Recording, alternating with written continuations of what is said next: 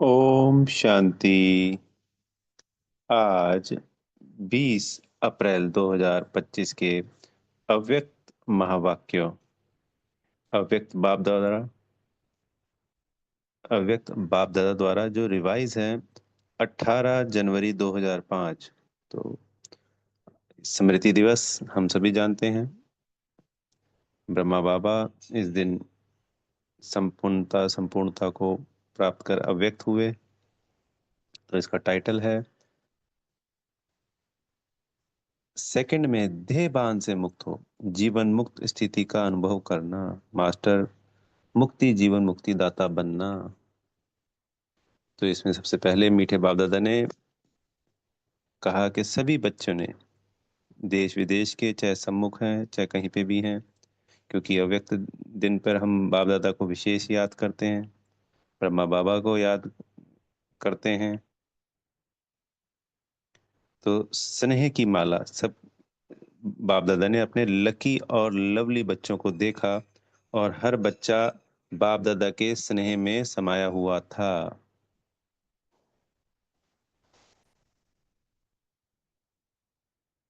इसी स्नेह ने सभी बच्चों को बाबा का बनाया, और इसी स्नेह ने हम सब बच्चों को हर कल्प कल्प का विजयी बनाया।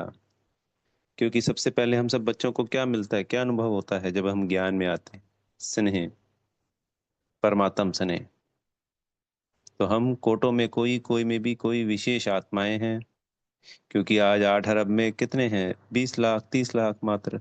और अंत तक भी कितने होंगे? मात्र 33 करोड़। 4% भी पूरा नहीं होता। तो कोटों में कोई आत्माओं को देख बाप दादा बहुत खुश हो रहे हैं। और हम सब आत्मा बच्चों को जो भी प्राप्ति होती है, इस स्नेह के आधार से ही परमात्म खजानों के मालिक बनते हैं। तो बाप दादा ने कहा कि इन परमात्म खजानों की गोल्डन चाबी बाबा ने अपने हर बच्चे को दे दी है। तो हम सभी जानते हैं वो गोल्डन चाबी क्या है। मेरा बाबा, मेरा बाबा कहा, और खजानों के अधिकारी बन गए। क्योंकि क्या बन गए? वर्षा मिल गया, अधिकारी बन गए, अधिकार आ गया। क्योंकि बाबा पे निश्चय होते ही हम अपने 21 जन्मों का वर्षा प्राप्त करने के लिए रेडी हो जाते हैं। ठीक है, प्राप्तियां पुरुषार्थ के आधार पर होती हैं, पर जैसे बच्चा पैदा होता है और अधिकारी बन जाता है। तो इन शक्तियों से हम समर्थ भी बन गए, मास्टर और शक्तिवान भी बन गए। तो ऐसी संपन्न आत्माओं को देखकर बाबा ने कहा कि गीत क्या निकलता है? प्राप्त नहीं कोई वस्तु हम ब्राह्मणों के खजाने में। कितना वंडरफुल है। ये कुछ बच्चे हम सोचते होंगे कि शायद ऐसा नहीं है, पर नहीं है, ऐसा अब होने वाला है। हर ब्राह्मण आत्मा बच्चे को बाबा ने आज की मुरली में भी कहा कि आज के दिन को स्मृति दिवस कहा जाता है। इसमें आदिदेव ब्रह्मा को, बाबा को ज्यादा याद किया जाता है, क्योंकि अव्यक्त दिन दिवस है। तो ब्रह्मा बाबा भी हम बच्चों को देखकर बहुत खुश होते हैं, हर्षित होते हैं, क्योंकि हम पद्मा पदम सौभाग्यशाली आत्माएं हैं, कोटों में कोई आत्माएं हैं। और आज का दिन जिम्मेवारी के ताज का दिन है, यानी जिम्मेवारी का ताज बच्चों को पहनाया। बाबा ने अपनी शक्तियां विल की थी दादी जी को, और हम बच्चों को भी विल करते हैं। तो जो बच्चा बाबा की श्रीमत को संपूर्ण पालन करता है, वो जिम्मेवारियां लेता है। करण करावन हार तो हमेशा वही है, पर हमें करना तो है ना, निमित्त तो बनना है ना। कोई निमित्त ही नहीं बनेगा तो फिर कैसे होगा? तो तिलक और जिम्मेवारी का ताज पहनता है, तो उनको बाबा अपनी शक्तियां विल करते हैं। तो आज ये शक्तियां लेने का विशेष दिन होता है, और ऐसा हर बच्चा महसूस भी करता है। बाबा ने ये भी कहा कि ये सन शोज फादर को साकार करने का दिन है, क्योंकि ब्रह्मा बाबा ने वो करके दिखाया जो शिव बाबा चाहते थे। तो आने वाले समय में हम सभी बच्चे भी बाबा को फॉलो करके हम बच्चों के द्वारा ही बाप दादा की प्रत्यक्षता होनी है। तो बाप दादा ने बच्चों की तारीफ करी, कहा कि निस्वार्थ सेवा भाव को देखकर बाप दादा बहुत खुश होते हैं। बाप दादा खुश हैं कि हर बच्चा कि करण करावनहार बाबा हैं और हम बच्चे निमित्त हैं, करणहार हैं। इस कदम को देखकर बहुत ज्यादा खुशी होती है, और यही एकमात्र सफलता का आधार है, और यही देह भान से बचने का भी आधार है। क्योंकि अगर यह आ गया कि मैं करता हूँ, मैंने ये किया, मैंने वो किया, तो इससे देहभान और अधिक शक्तिशाली होता है और हम वापस पतन की तरफ चले जाते हैं। पर जब बाबा के इस पाठ को हम पक्का कर लेते हैं कि करण करावनहार ही करा रहा है, चलाने वाला चला रहा है, तो देहभान समाप्त होता चला जाता है। और इससे हमारे निर्माण, बिना मान शान वाली, बिना इच्छा की, मान शान की, इच्छा की जो स्थिति है, निर्माण वाली स्थिति स्वतः बन जाती है।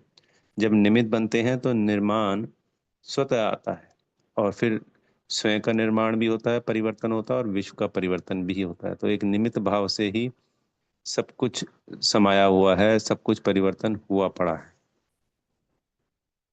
तो बाप दादा ने क्लियर किया कि इस ब्राह्मण जीवन में सबसे मुख्य विघ्न का रूप बनता है यह देहभान। तो जब मैं आत्मा निमित्त करणहार बनकर चलता हूँ, तो सहजता से ये जो देहभान है, इससे मैं मुक्त हो जाती हूँ, ये मिट जाता है, ये समाप्त हो जाता है। तो हमें इस बात पे पूरा अटेंशन देना है, हमेशा हमेशा के लिए, कि कुछ भी है, करण करावनहार करा रहा है, ये संकल्प क्रिएट करना है बार बार।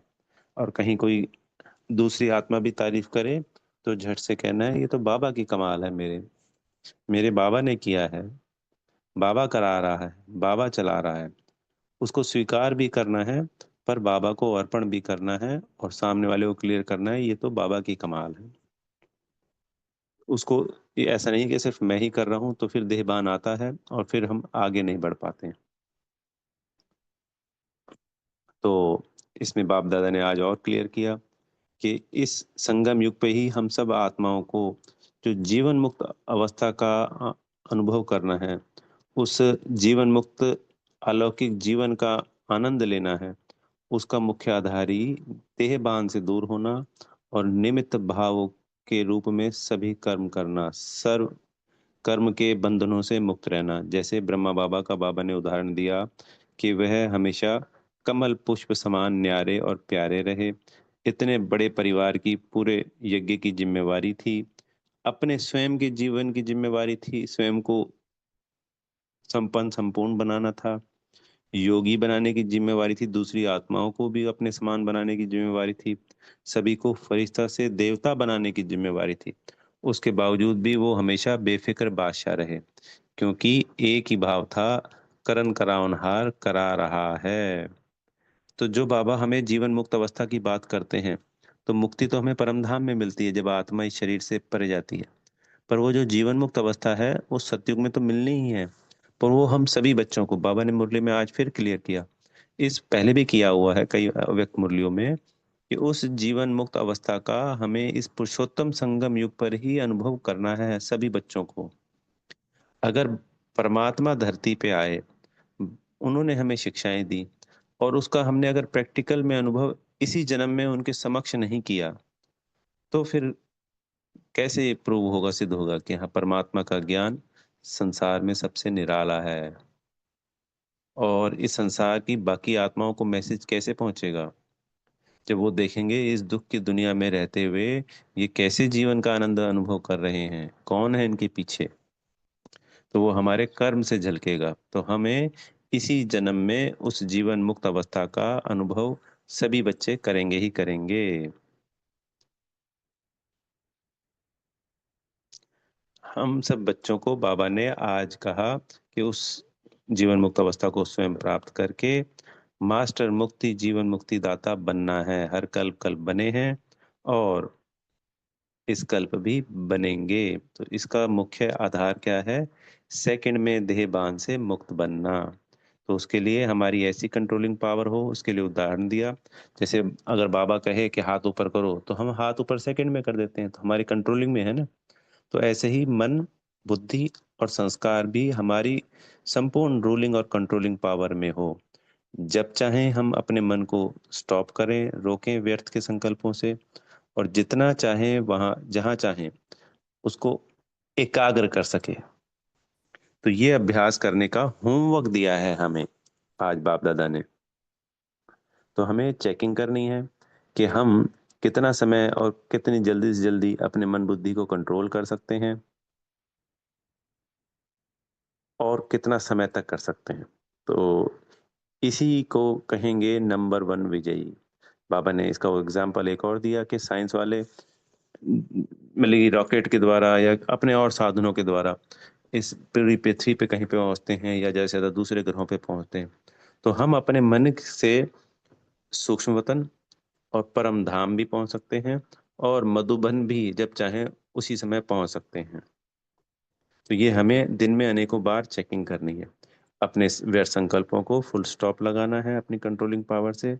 मन को, बुद्धि को अपने कंट्रोल में करके एकाग्र करना है, जितना समय चाहे जहां चाहे वहां पे। और अगर ये धोखा देता है, तो हमें अपनी एकाग्रता की शक्ति को बढ़ाना है। बाबा ने अभी साकार मूल्यों में भी हमें, और पिछले महीने की जो पूरे अव्यक्त इशारे थे उसमें भी था, एकाग्रता की शक्ति को बढ़ाना है। तो इस एकाग्रता की शक्ति को बाबा से परम धाम में जाके हमें भरपूर होना है।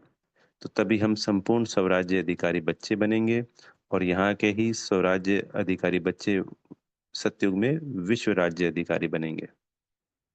बाबा ने कहा, समय बहुत संपन्नता संपूर्णता का नजदीक है। अचानक का खेल होने वाला है, अनेकों बार होने वाला है। इसके अंदर एकाग्रता की शक्ति की मुख्य आवश्यकता है। तो इस एकाग्रता की शक्ति के साथ दृढ़ता की शक्ति स्वतः ही स्वतः ही साथ में आती है। तो जितने भी गुण और शक्तियां हैं, वो एक चेन के रूप में है। एक शक्ति को हम गुण को प्राप्त कर लेते हैं, उसके साथ स्वतः ही एक या दो शक्तियां गुण अपने आप स्वतः इमर्ज हो जाते हैं। तो इसलिए मन को हमें कंट्रोल करके, संपूर्ण कंट्रोल करके जगत जीत बनना है, मन जीत बनना है। तो इसका उदाहरण दिया कि भक्ति में भी कहते हैं, मन के हारे हार और मन के जीते जीत। तो अपने मन की शक्तियों को अपनी शक्तियों से एक तरीके से लगाम लगा के सदा सदा के विजयी बनना है। तो ये प्रयोग हमें इस पूरे महीने करना है। बाबा ने कहा कि पांडव नंबर वन बनेंगे कि शक्तियां बनेंगी। तो पांडव नंबर वन है, तो शक्तियां A1 है। और इस एक महीने बाबा चेकिंग करेंगे, और बाबा ने कहा बच्चों को उसमें इनाम दिया जाएगा। तो अब हर बच्चे को स्वयं का संपूर्ण परिवर्तन कर विश्व परिवर्तन के निमित्त बनना है। बाप दादा ने कहा कि विश्व की सभी आत्माएं जो दुख में हैं, अशांति में हैं, उन सब के दुख और अशांति को दूर करने के लिए हम बच्चों को निमित्त बनना है, और उसके लिए एकाग्रता की शक्ति से मन को संपूर्ण कंट्रोल करना है।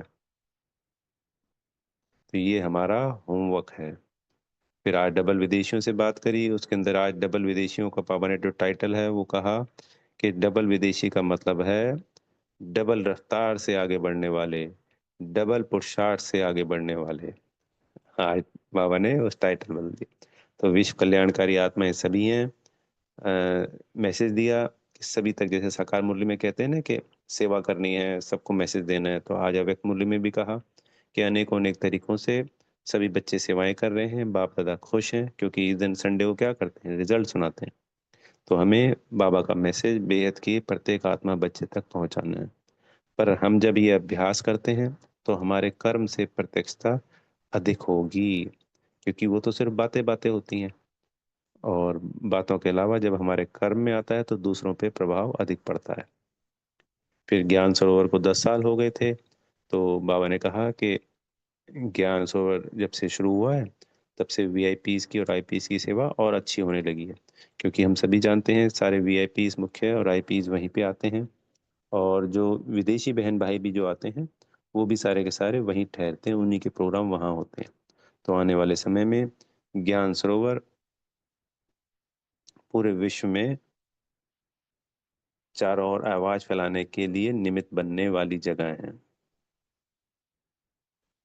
फिर आज वरदान में दिया कि सभी को ठिकाना देने वाली रहमदिल बाप के बच्चे रहमदिल भव। तो हम कौन है? रहमदिल बाबा की संतान।